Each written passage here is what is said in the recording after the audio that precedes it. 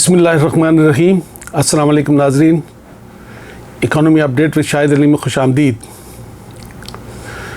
नाज़रीन, जैसा कि सूरत हाल आपके सामने चल रही है कि डॉलर जो है उसको ओपन मार्केट में हमने छोड़ दिया उसकी डिमांड एंड सप्लाई की फोर्सेस पर, तो उसका नतीजा थोड़ा सा पॉजिटिव आया है और डॉलर जो है आपने देखा था वो 276 रुपये तक इंटरबैंक में गया था, वो अब थोड़ा सा नीचे आ गया है 270 और उसके आसपास ही ट्रेड हो रहा है। और इसकी वजह से दूसरा फ़ायदा ये हुआ कि जब डॉलर मार्केट में आया तो हमारी जो एक्सपोर्ट प्रोसीड्स हैं वो आनी शुरू हुई, कुछ लोगों ने जो होल्डिंग की थी वो निकल आया, उसकी वजह से जो एलसीज हमारी फंसी थी वो निकलना शुरू हुई। और आप अगर मार्केट देख रहे होंगे तो दालों की कीमतों में कमी आना शुरू हो गई है।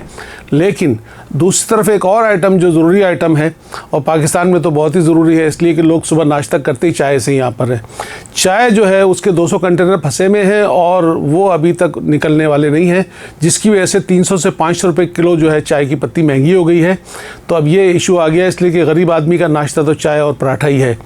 तो वो एक इशू जब खड़ा होगा और ज़ाहिर है उसकी वजह से लोग परेशान होंगे, तो ये क्योस पैदा करती है इस तरह की चीज़ें।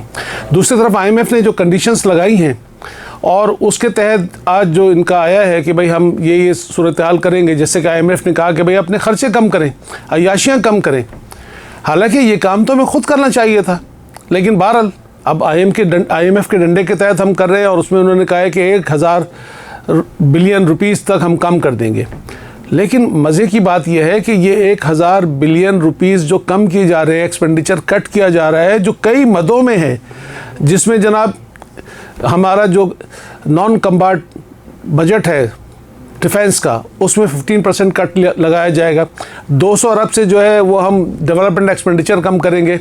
इसके अलावा जो हमारे स्टेट ऑन एंटरप्राइजेज़ हैं उनको कट करेंगे।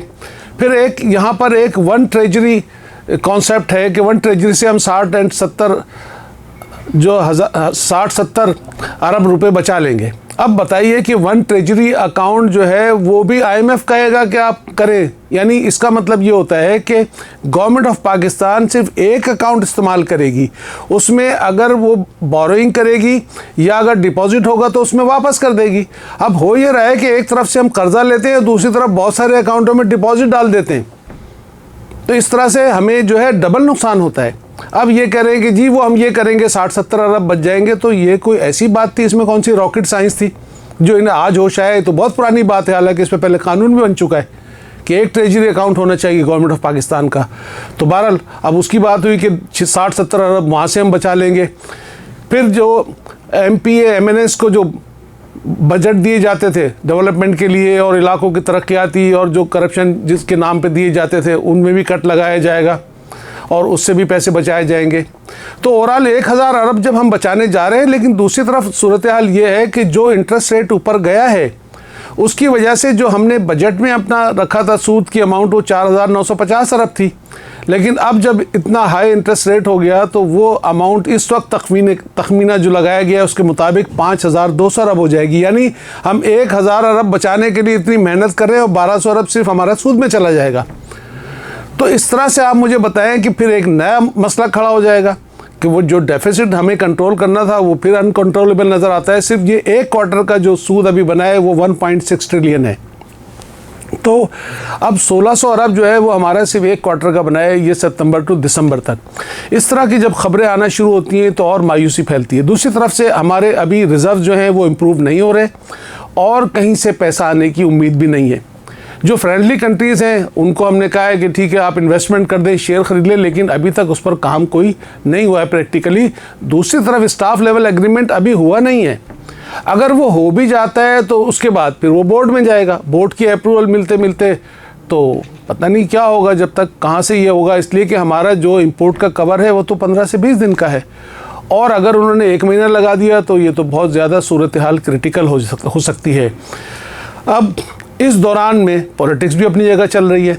कल अनवर मकसूद साहब ने बड़ी ज़बरदस्त बात की, वो कहने लगे जनाब इंडिया में पठान ने बहुत ज़बरदस्त बिज़नेस किया, लेकिन यहाँ पठान की FIR काटी जा रही हैं।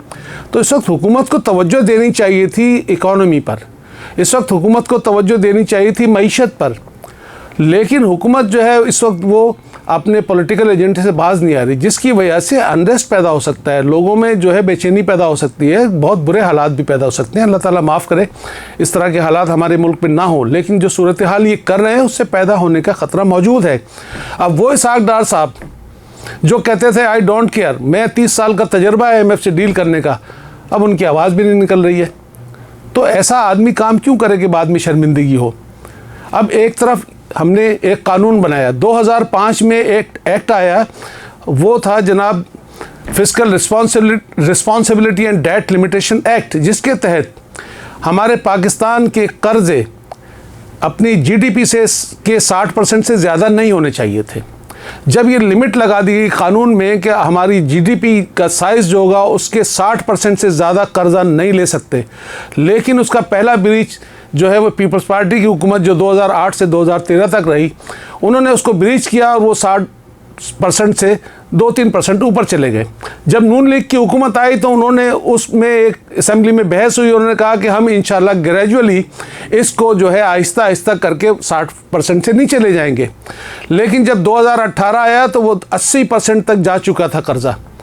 तो इसका मतलब ये हो कि यहाँ जो कानून बनते हैं उसका कोई अमल दरामद नहीं होता। कानून बनाने का फ़ायदा क्या है जब आप उस पर अमल दरामद नहीं कर रहे। हालांकि जो आज हम कर रहे हैं, जो आज जहाँ हम खड़े हैं, ये हमें काम उस दिन करना चाहिए था जब हमारे जो कर्ज़े थे जब वो 60% से ऊपर जा रहे थे, हमें उसी वक्त ही सारे मेजर लेने चाहिए थे। आज कह रहे हैं कि हम सरकारी अफसरान के प्रोटोकॉल वापस ले लेंगे, उनको जनाब वो जो SUV गाड़ियाँ इस्तेमाल कर रहे हैं वो गाड़ियाँ नहीं इस्तेमाल करेंगे। इसी तरह से अब कह रहे हैं कि जनाब हम जो है पेंशन जो इतनी ज़्यादा पेंशनें ले रहे हैं। आप सोचिए तो सही, किसी मुल्क में ऐसा हो सकता है कि जहाँ गरीब आदमी जो है उसकी तनख्वाह 25,000 रुपये हो और वहाँ लोग रिटायरमेंट के बाद 10-10 लाख रुपए जो है वो पेंशन लेते हों। अब कह रहे हैं हम इसकी पेंशन की लिमिट 5 लाख पे फिक्स कर देंगे।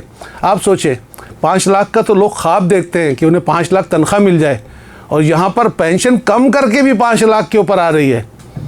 तो आप मुझे बताएं, एक आम आदमी को तो ये सब पता ही नहीं है कि उसके साथ हो क्या रहा है। ये कैसी अय्याशियाँ लगी पड़ी हैं इस मुल्क में। ऐसे ही मुल्क नहीं चल सकता। और अभी जो महंगाई का तूफ़ान आएगा उसको कंट्रोल करने के लिए इनके पास पैसे नहीं है, तो अय्याशियाँ करने के लिए कैसे पैसे।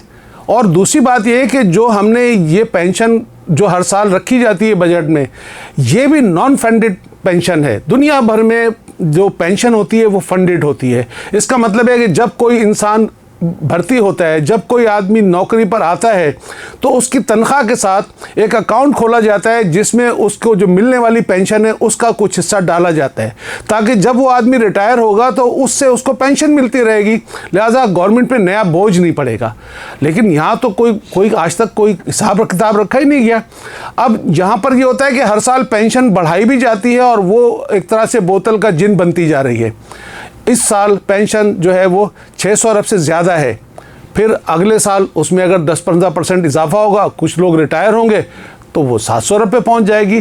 तो इस तरह अगर हम एक तरफ हमने जो सर्कुलर डेट को देखा कि वो जनाब चोरियों को नहीं रोक रहे, जो लोग बिल नहीं दे रहे उनसे रिकवरी नहीं कर रहे, दूसरा ये कि उस पर सब्सिडीज़ दिए जा रहे हैं। गैस सेक्टर में भी इसी तरह से सब्सिडीज़ देकर हमने 4,200 अरब का वहाँ पर डेफिसिट खड़ा कर दिया, जिसकी वजह से सारे इदारे जो है उनका कैश ब्लॉक हो गया। आज PSO एक इतनी बेहतरीन कंपनी है, उसका 705 अरब रुपए जो है वो इसी सर्कुलर डेट में फंसा हुआ है, तो वो भी जाहिर है उतना अच्छा परफॉर्म नहीं कर पा रहा। इसी तरह से OGDC के भी पैसे फंसे, इसी तरह से हमारे पाकिस्तान पेट्रोलियम लिमिटेड के भी पैसे फंसे, इसी तरह जो IPPs हैं उन सब के हमने पैसे रोक लिए। अच्छा, अब एक तरफ हमने उनके पैसे रोके तो वो ये करते हैं कि जो एक तो वो बिलिंग इतनी ज़्यादा होती है, ऊपर से वो इन तमाम पैसों पर जो रोके गए वो इंटरेस्ट भी चार्ज करते हैं, तो वो और बढ़ता जाता है, इस तरह और बढ़ता जाता है। तो ये तो कभी ना ख़त्म होने वाली सूरत हाल है, इसको कंट्रोल करना पड़ेगा। एक तरफ हमारे जो इदारे ब्लीड कर रहे हैं, आज इनको होश आया या IMF ये कहेगा कि आप अपने इदारों को ठीक करें, ये हमें खुद सोचना चाहिए था कि भाई अगर हम 400 अरब का हर साल नुकसान करेंगे, PIA जो है वो नुकसान में है, इसी तरह स्टील मिल नुकसान में है, इसी तरह वापडा नुकसान में है, इसी तरह रेलवे नुकसान में है। लोग कहते हैं रेलवे में जितने मुलाजिम काम कर रहे हैं उससे ज़्यादा वो हैं जो काम नहीं करते और तनख्वाह भी लेते हैं। इसी तरह स्टील मिल में आपने देखा, इसी तरह पीआईए में आप देखें तो वो तमाम एयरलाइंस जो दूसरी चल रही है प्राइवेट सेक्टर में वो प्रॉफिट बना रही हैं, और पीआईए जो इतनी बेहतरीन हमारी एयरलाइन थी वो 55 अरब का लॉस आज भी कर रही है।